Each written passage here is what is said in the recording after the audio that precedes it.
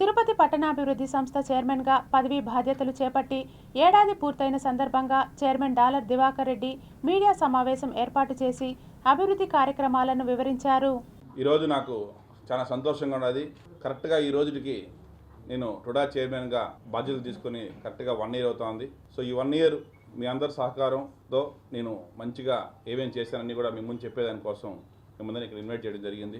నాకన్నా ముందుగా ఎంతోమంది చైర్మన్లుగా టుడాలో ఉన్నారు. ఎక్స్ఎమ్మెల్యే మోహన్ గారు కావచ్చు, ఎన్వి ప్రసాద్ గారు కావచ్చు, కొలారాం గారు కావచ్చు, మేడస్థాన్ వెంకటరమణ కావచ్చు, ఇంకా ఇతర పార్టీల నుంచి కావచ్చు, అందరూ కూడా ఉన్నారు. వాళ్ళందరూ కూడా రాజకీయ నేపథ్యంతో ఎమ్మెల్యేలుగా ఉన్నప్పుడు కావచ్చు, లేదంటే వాళ్ళ ఫోర్ ఫాదర్స్ పొలిటికల్ వాళ్ళందరూ కూడా టుడా ఆఫీస్లోనే 30 మీటింగ్లు పెట్టాం.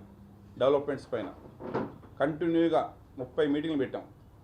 ఎవ్రీ వీక్కి 2 వీక్స్కి ఒకసారి ఏదో ఒక డెవలప్మెంట్ చేయాలి. మనం మాస్టర్ ప్లాన్ మీట్స్ కావచ్చు, లేఅవుట్స్ మీద కావచ్చు, ఇంకా ఇన్ఫ్రాస్ట్రక్చర్ మీద కావచ్చు, ఇంజనీరింగ్ వర్క్స్ మీద కావచ్చు, హార్టికల్చర్ మీద కావచ్చు, ప్రతి ఒక్కటా పెడతా వచ్చాం.